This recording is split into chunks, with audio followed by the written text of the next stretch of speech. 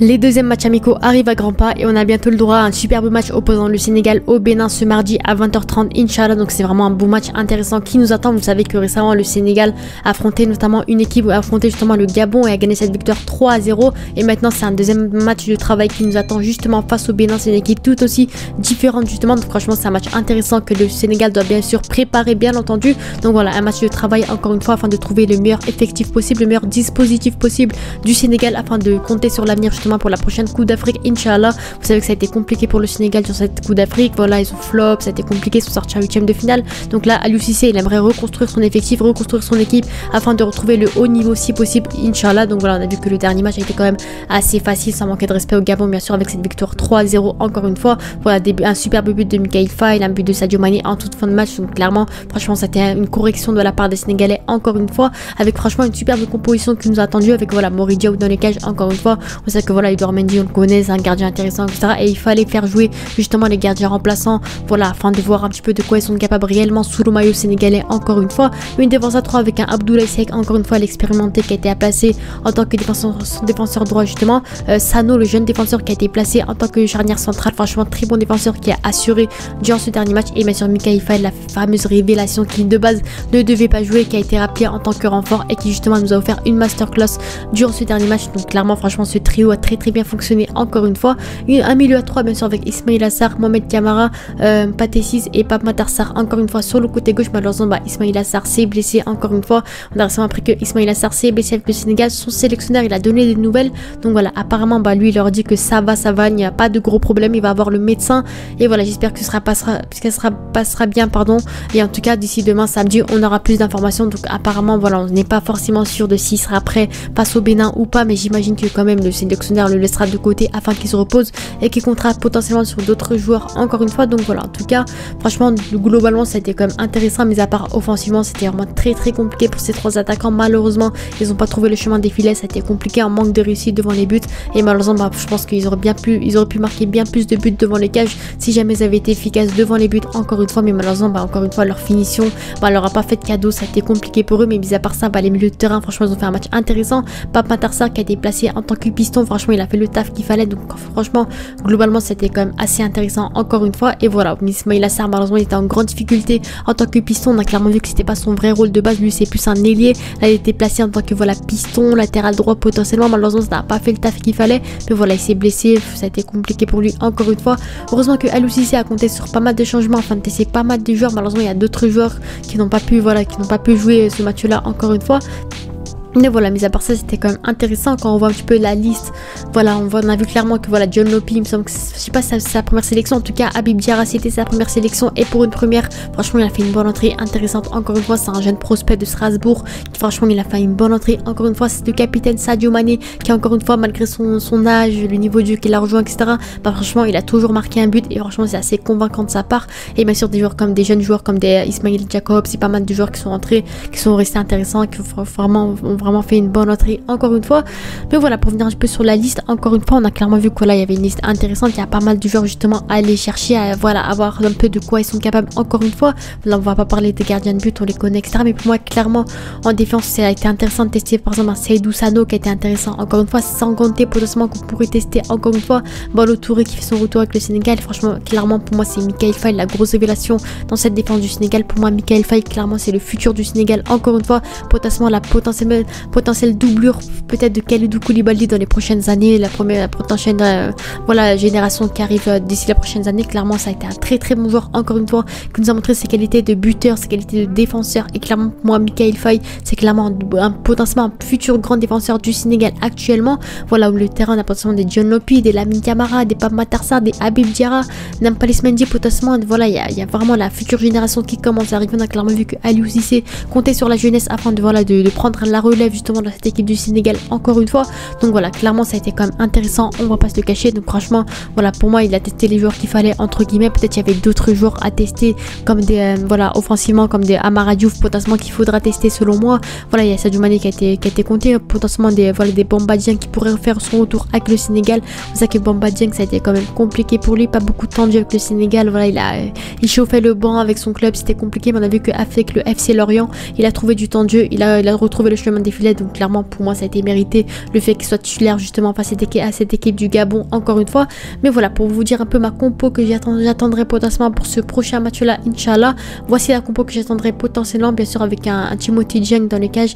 Voilà, on sait que Edouard Mendy c'est un gardien, on le connaît, voilà, c'est un gardien qui peut faire des bourses de temps en temps, qui peut être intéressant de temps à autre, donc voilà, on le connaît. Morick Diaw qui a pu jouer contre le Gabon, qui a fait un bon match, donc pour moi c'est au moment de Timothy Dieng. Encore une fois, c'est très rare les moments où il pourra avoir du temps de jeu, donc pour moi il pourrait mériter justement d'avoir du temps de jeu. Encore une fois, sur la défense je partirai bien sûr sur un Mikayil Faye et Seydou Sano, encore une fois, parce que pour moi c'est clairement le futur du Sénégal. C'est les deux jeunes meilleurs avec le meilleur potentiel potentiellement afin de retrouver cette charnière du Sénégal potentiellement, donc clairement pour moi ce serait mérité de les mettre titulaires encore une fois. Et bien sûr je mettrai Formose Mendy pour l'accompagner, encore une fois c'est un jeune joueur également justement du FC Lorient, c'est encore également un jeune crack aussi qui pourrait évoluer sous le maillot sénégalais encore une fois, parce que voilà, on connaît Kalidou Koulibaly, pardon, des Abdou Diallo, Niakate, voilà, c'est des anciens, des Abdoulaye Seck, c'est des anciens, on les connaît, il n'y a pas besoin de les tester ou quoi, donc clairement pour moi on pourrait tester ce trio de jeunesse et clairement voir un petit peu de quoi ils sont capables tous les trois. Encore une fois je partirai bien sûr sur une compo assez offensive sans manquer de respect au Bénin, on sait que c'est une équipe qui malheureusement est un cran au-dessous du Sénégal, donc clairement il faudra jouer 100% offensif bien entendu, des pistons bien sûr avec Ismail Jacob sur le côté gauche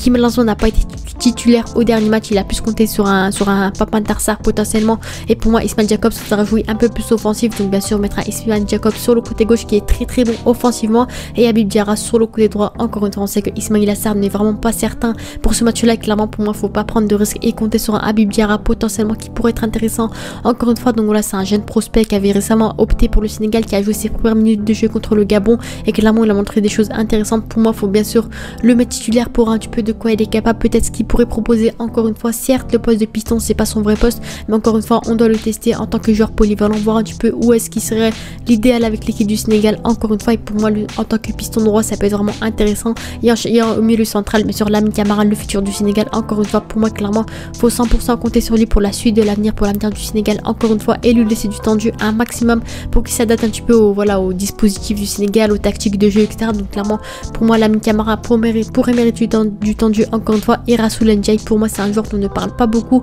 et pourtant ça reste un joueur intéressant avec le Havre FC qui est souvent titulaire en Ligue 1. Donc clairement pour moi Rassoul Ndiaye ça peut être un joueur intéressant encore une fois, parce qu'on sait que clairement voilà on connaît Pape Gueye, voilà des Pape Matar Sarr, Patessi, c'est un peu la base, c'est un peu basique. Donc clairement pour moi il n'y a aucun intérêt à tester des joueurs qu'on connaît déjà. Encore une fois peut-être au pire des cas compter sur un John Lopi, sur un Nampalys Mendy potentiellement, des joueurs sur lesquels on ne compte pas beaucoup, sur lesquels on ne connaît pas forcément beaucoup avec l'équipe du Sénégal encore une fois.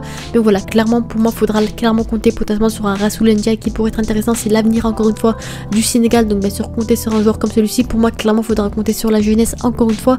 Et offensivement Habib Diallo sur le côté droit encore une fois, Nicolas Jackson en pointe, parce que voilà Nicolas Jackson on sait que c'est un joueur qui a été en grande difficulté, qui a beaucoup été critiqué aux côtés de Chelsea, et pourtant en 2024 il était vraiment en grande forme, il marquait à quasiment tous les matchs. On a vu qu'à la dernière Coupe d'Afrique c'était quand même un peu compliqué, on va pas se le cacher. Pour moi clairement c'est le futur du Sénégal, donc voilà malgré le fait qu'il n'est pas souvent en grande forme, que c'est un peu compliqué pour lui devant les buts, il est souvent critiqué, clairement pour moi on doit lui faire confiance encore et encore, qu'il doit s'adapter, s'adapter au style de jeu africain aussi, au maillot sénégalais tout simplement. Et clairement pour moi c'est l'avenir du Sénégal encore une fois, parce qu'on sait que voilà Bamba Dieng il n'est pas souvent titulaire, il n'a pas forcément trouvé la confiance de Aliou Cissé encore une fois. Habib Diallo et Boulaye Dia ça reste des joueurs qui commencent à vieillir encore une fois, qui ne sont plus vraiment au niveau comme à l'époque, sont plus vraiment à leur prime, donc clairement c'est compliqué. Et bien sûr Iliman Ndiaye on l'a déjà testé en tant que titulaire au dernier match, ça a été compliqué, on a vu clairement que son vrai poste c'était le poste de numéro 10, donc pour moi clairement on doit tester sur un Nicolas Jackson potentiellement. Et bien sûr sur le côté gauche personnellement ça m'étonnerait que ça se fasse, mais pour moi Amara Diouf j'aimerais tellement le voir en tant que titulaire sur le côté gauche, qu'on connaît Sadio Mané. Pour moi clairement faut trouver la relève justement de Sadio Mané, et pour moi le meilleur c'est Amara Diouf.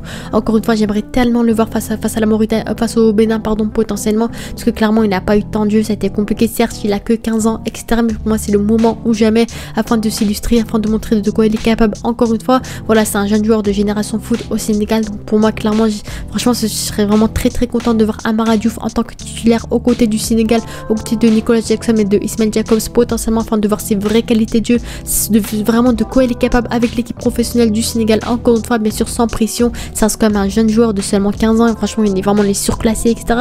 Mais clairement pour moi ça peut être un joueur intéressant, c'est clairement l'avenir du Sénégal, donc pour moi j'aimerais le voir en tant que titulaire. Encore une fois, ça m'étonnerait bien sûr qu'il soit titulaire encore une fois dans ce prochain match.